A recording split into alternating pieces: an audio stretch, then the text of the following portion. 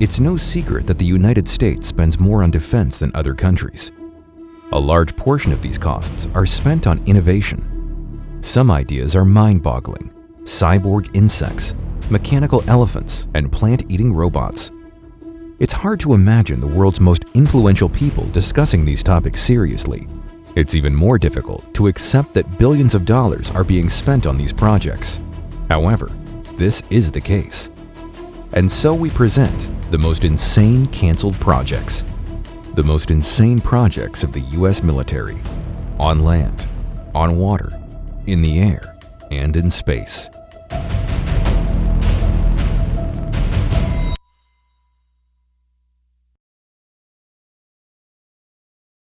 Let's start with the ambitious Future Combat Systems (FCS) program, which started in 2003. Future Combat Systems is insane not in essence, but in cost. The total estimate for the technical development and production of equipment under the FCS program exceeded $300 billion. Some of them, namely $125 billion, were planned to be spent on research and development work. The result was to be the tank of the future, based on a versatile track chassis that would match a range of the latest armored ground vehicles, namely Reconnaissance and Surveillance Vehicle RSV XM1201, Mounted Combat System MCS XM1202 tank with a 120mm cannon, Self-Propelled Artillery Installation Non-Line of Sight Cannon NLOSC XM1203, Mortar Installation Non-Line of Sight Mortar NLOSM XM1204, Armored Field Recovery and Maintenance Vehicle FRMV XM1205, Infantry Carrier Vehicle ICV XM1206, Medical Vehicle Evacuation MVE XM1207, and Medical Vehicle Treatment MVT XM1208, Command and Control Vehicle C2V XM1209. The Pentagon wanted to completely re-equip the US military with this advanced combat and transport technology. The degree of machine unification was planned at the level of 75%. In addition, all the latest armored vehicles were linked into a single network with centralized control in real time. For this, it was supposed to create an appropriate ecosystem. However, something went wrong. The prototype of the combat vehicle weighed about 60 tons, which categorically did not suit the military. The program was closed. Fortunately, only $18.1 billion was spent. Was the closure of the Future Combat Systems program the right decision? The main motive for the start of the Future Combat Systems project was the change in the tactics of modern warfare. Back at the end of the 20th century, American strategists predicted an increase in total military conflicts requiring prompt intervention. As we see today, the strategists were not wrong. Those who were responsible for the operational management and development of the armed forces were mistaken. The fact is that it turned out to be impossible to carry out the transition to an absolutely new weapon in a short time. Research and development work takes longer. Therefore, it was decided instead of developing new technology to improve the existing weapons and develop in an evolutionary way. The next project will not embarrass you with billions of dollars in costs, but it will certainly amaze your imagination with its essence. This is a concept that was developed from 2003 to 2009 as part of the DARPA military projects. EATR, the Energetically Autonomous Tactical Robot. The project was carried out by Robotic Technology Incorporated, RTI, and Cyclone Power Technologies Incorporated. The result was supposed to be a robot for distance and long-term autonomous missions, and not only for the military. We're talking about rescue missions in the mountains or in radiation hazard zones, reconnaissance behind enemy lines, sabotage operations. The maximum autonomous operation of the robot was supposed to reach 5 years. It is known that in such conditions, energy or fuel becomes the main problem. The concept assumed that the robot would be able to take energy from all available resources, from gasoline and diesel fuel to grass and leaves. The robot was supposed to receive a power plant consisting of a Stirling engine, a mini reactor that receives energy from biomaterial, and a battery. The thermal energy obtained in various ways had to be converted into electricity, which was accumulated in the battery. In military practice, it could look like this. A robot goes on a multi-day campaign behind enemy lines to plant explosives and destroy a strategically important enemy object, and at the same time, collect information about the enemy's positions and transfer it to the operation headquarters. On the way, the robot could come across abandoned cars with leftover gasoline or diesel fuel, leaves and grass that are suitable for biomass, and even pets or wild animals. Animal fat is also energy. As conceived by the creators, sensors on board the robot were supposed to determine the type of object and its suitability to become fuel. Since 2015, the ITER project is no longer under development. You know, all of this could become reality. In any case, there are no technical obstacles to creating such a robot today. The only problem with which there was a problem was artificial intelligence capable of creative thinking. After all, first, the robot needs to determine whether the object that has arisen on the way is a threat, or can it become a power source. There is also information that due to the imperfection of the AI, the robot could take a person for a source of energy. Roughly speaking, a robot could eat a human to recharge the battery. Fortunately, the days when it was customary to eat enemies are long gone, so development was suspended.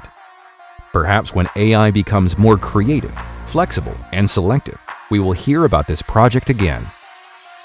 The next project was closed due to the explosive development of new technologies. Though at the time of closure, more than $8 billion was spent on the project. We're talking about the RAH-66 Comanche Reconnaissance and Combat Helicopter, the development of which began back in 1991. The first flight of the prototype took place in early 1996. In total, it was planned to build 6 vehicles for testing, and the start of serial production was planned for 2006.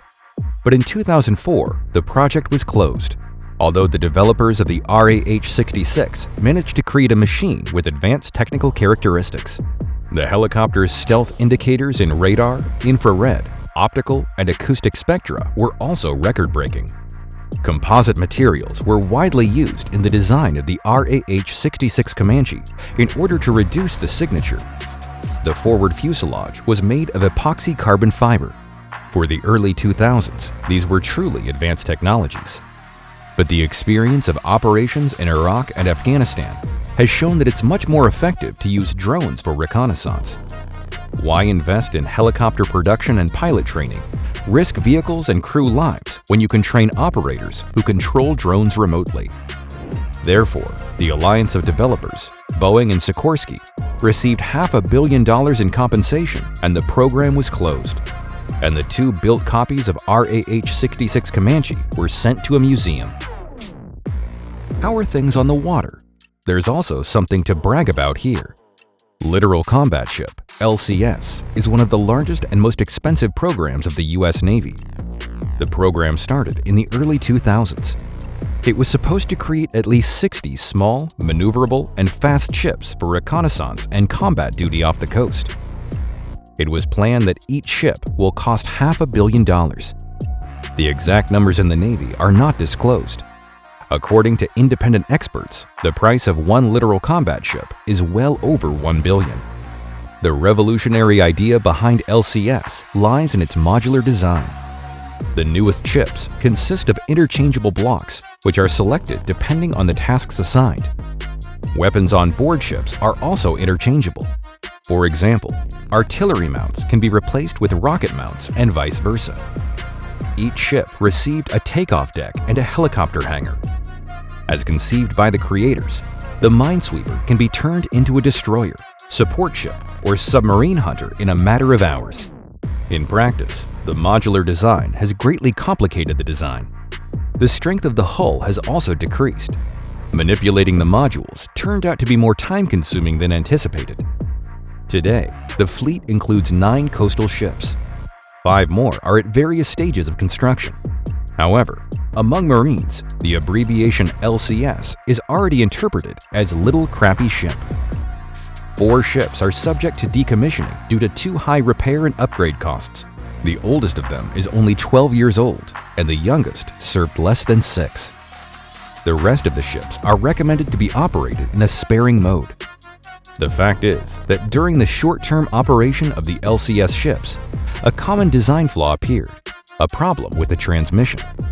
If the speed threshold of 12 knots is exceeded, the transmission fails. Problems appeared with almost every operating LCS ship. The most issues came from USS Little Rock and USS Detroit, and the USS Coronado distinguished itself twice, both times due to a power plant fire. At first, breakdowns were considered isolated, but recently they were recognized as systemic.